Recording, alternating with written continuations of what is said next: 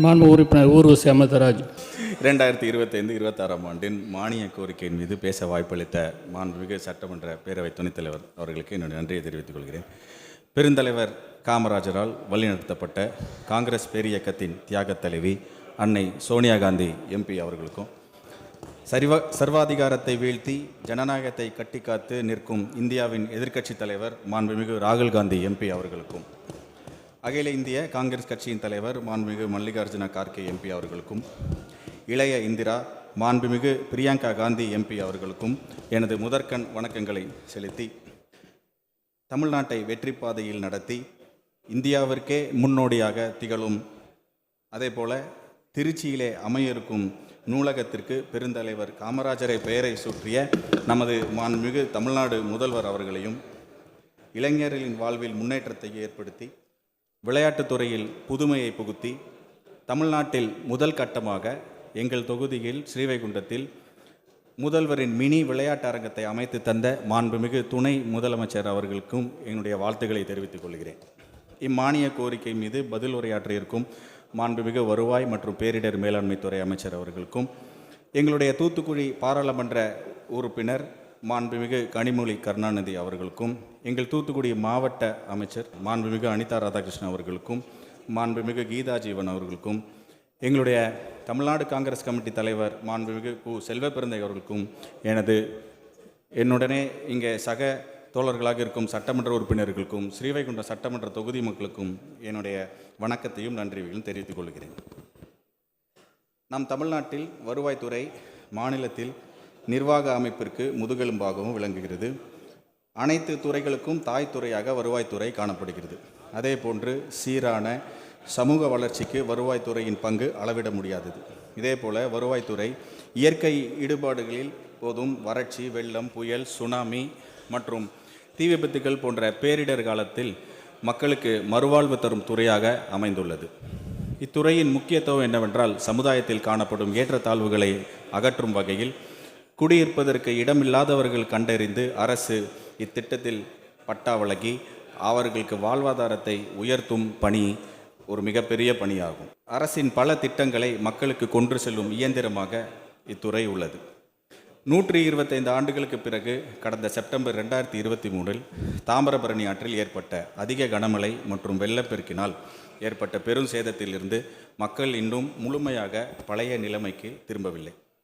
முக்கியமாக ஸ்ரீவைகுண்டம், ஏரல், பெருங்குளம், ஆழ்வார் திருநகரி போன்ற பேரூராட்சிகளில் வீடு இழந்தவர்களுக்கு புதிய வீடு கட்ட அரசு ஆணை இருந்தும் இன்னும் நிவாரணத் தொகை வழங்காமல் இருக்கிறது. இதனை அரசு கவனத்தில் கொண்டு விரைந்து உரிய நடவடிக்கை எடுக்க வேண்டும். அதேபோல விவசாய நிலங்கள் இன்று வரை முழுமையாக விவசாய பயன்பாட்டிற்கு வரவில்லை. இதே போன்று அங்கே இருக்கும் கால்நடைகள் உடனடியாக மீட்பதற்கு சிரமமாக இருக்கிறது. ஆகவே ஸ்ரீவைகுண்டம் பகுதியில் ஒரு பேரிடர் மீட்பு மையம் அமைத்திட வேண்டும் என்று வேண்டி கேட்டுக்கொள்கிறேன். ஸ்ரீவைகுண்டத்தில் தாமிரபரணி ஆற்றின் கடைசி அணைக்கட்டாய் அமைந்திருக்கிறது. அதன் ஆழம் 8 அடியாக இருக்க வேண்டும். ஆனால் அடிக்கடி ஏற்படும் வெள்ளத்தால் மணல் தூர்ந்து 3 அடி ஆழம் மட்டுமே உள்ளது. இந்த அணை தூர்வார 2021 ஆண்டு மதுரை உயர்நீதிமன்றம் ஆணை பிறப்பித்துள்ளது. இவ்வாணையை சரியாக அமல்படுத்தினால் வறட்சி நேரங்களில் தண்ணீரை சேமித்து குடிநீர் பயன்பாட்டிற்கு பேருதவியாக இருக்கும். மேலும் மழை நேரங்களில் தண்ணீர் வீணாக கடலில் கலப்பதும் தடுக்கப்படும். அது மட்டுமல்ல, எங்கள் தொகுதியில் வறட்சியான பகுதிகளாக காணப்படும் சாத்தான்குளத்தில் உள்ள புத்தந்தருவை, வைரந்தருவை குளங்களுக்கு தண்ணீரை நிரப்பவும் அது பேருதவியாக இருக்கும். தமிழ்நாட்டில் உள்ள நதிகளை கழிவுநீர் கலக்காத தூய்மையான நதிகளாக மாற்ற நமது அரசு 400 கோடி ரூபாய் அறிவித்துள்ளது. அதற்கு என் நன்றிகளை தெரிவித்துக் கொள்கிறேன். அதேபோல் ஒன்றிய அரசின் நிதியை, ஜல்ஜீவன் திட்டத்தில் இருக்கும் நிதியை நாம் பெற்று தாமிரபரணி ஆற்றை மையமாக கொண்டு கூட்டு குடிநீர் திட்டத்தை விரைந்து செயல்படுத்த வேண்டும். அதிலே ஸ்ரீவைகுண்டம், ஏரல் மற்றும் ஆழ்வார் திருநகரி பேரூராட்சியில் குடிநீர் மற்றும் கழிவுநீர் சுத்திகரிப்பு நிலையங்கள் அமைக்க வேண்டும் என்று கேட்டுக்கொள்கிறேன். கடந்த வெள்ளத்தில் சேதமடைந்த 3 வாய்க்கால் பாலங்கள், கடையனோடை கிராமத்தில் முன்பிருந்த பழைய பாலம் சேதமடைந்து விட்டது. இந்த நிலையில் கிராம மக்களின் போக்குவரத்து துண்டித்துள்ளது. அதை உங்கள் தொகுதியில் முதல்வர் திட்டத்தில் ஏற்கனவே தேர்வாகியும் இருக்கிறது. நிதிநிலையின் அடிப்படையில் செய்யப்படும் என்ற இப்பாலத்தை உடனடியாக கட்டித்தர வேண்டும் என்று கேட்டுக்கொள்கிறேன். பத்மநாபமங்கலம் பொன்னங்கால் வாய்க்கால் பாலம் தாமிரபரணி ஆற்று வெள்ள நீர் அடித்து செல்லப்பட்டு முழுவதும் சேதமடைந்துள்ளது. எனவே போர்க்கால அடிப்படையில் ஷட்டருடன் கூடிய புதிய பாலம் தேவைப்படுகிறது. அதேபோல் முக்கியமான பெரிய பாலங்கள் முக்காணி ஆத்தூர் மற்றும் ஏரல் ஆற்றுப்பாலம், இதனுடைய பணிகளை துரிதமாக முடித்து மக்கள் பயன்பாட்டிற்கு கொண்டு வர வேண்டும் என்றும் கேட்டுக்கொள்கிறேன். ஸ்ரீவைகுண்டம் மண்ணின் மைந்தர் தோழர் உயர் திரு நல்லக்கண்ணு அவர்களின் 100வது பிறந்த நாளை முன்னிட்டு ஸ்ரீவைகுண்டம் தாலுகா தலைமை மருத்துவமனைக்கு அவரை பெயர் சூட்டி நம்முடைய முதலமைச்சர் அழகு பார்த்தார்கள். அதற்கு என் முதற்கண் நன்றிகளை தெரிவித்துக் கொள்கிறேன். அதே நேரத்தில் அங்கே அந்த அரசாணையின்படி அங்கே 5 மாடி கட்டடம் கொண்ட ஒரு மல்டி ஸ்பெஷாலிட்டி ஹாஸ்பிட்டல் அமைவதற்கு இடம் போதவில்லை. அங்கே அருகில் இருக்கும் அரசுக்கு சொந்தமான இடங்களை மருத்துவத்துறைக்கு வழங்க வேண்டும் என்ற கோரிக்கையும் இங்கே வைத்து விடுகிறேன். அதே போல் சாத்தான்குளம் மருத்துவமனையில் டயாலிசிஸ் சென்டர் அமைப்பதற்கு வருவாய்த்துறை மருத்துவமனையின் பின்புறம் உள்ள அரசு நிலத்தை வழங்குமாறும் கேட்டுக்கொள்கிறேன். இங்கே நம்முடைய அரசாங்கம் பட்டா எப்படியெல்லாம் வழங்கி கொண்டிருக்கிறது என்று இங்கே பேசினார்கள். அதிலே நம்முடைய தமிழகம் முழுவதும் 50 ஆண்டுகளுக்கு மேலாக வசித்து வரும் மக்களுக்கு பட்டா கொடுக்க வேண்டும் என்ற ஆணையத்தை இங்கே நிறைவேற்றிருக்கிறார்கள். ஆனால் 1971 அப்பொழுது வழங்கிய பட்டாக்கள் இன்னும் ஆன்லைன் ஆக்காமல் இருப்பதால் அங்கங்கே சில குளறுபடிகள் நடக்கிறது. அதை விரைந்து முடிக்க வேண்டும் என்று கேட்டுக்கொள்கிறேன். அதே போல் அரசு வழங்கும் பிறப்பு, இறப்பு, வாரிசு சான்றிதழ்கள் இணையதளம் மூலம் தற்போது பெறப்பட்டு வருகிறது. ஆனால் 1970 வருடத்திற்கு முந்தைய சான்றிதழ்கள் இதே போல் இணையதளத்தில் பதிவேற்றம் செய்யப்படாமல் இருக்கிறது.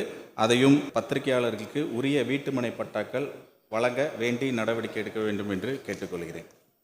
சாத்தான்குளம் தாலுகா படுக்கப்பத்து வருவாய் கிராமத்தில் ஒரு முக்கியமான கோரிக்கை, பெரியதாலை என்ற மீனவ கிராமம் தனி வருவாய் கிராமமாக அறிவிக்க அனைத்து சாத்தியக்கூறுகளும் இருக்கிறது.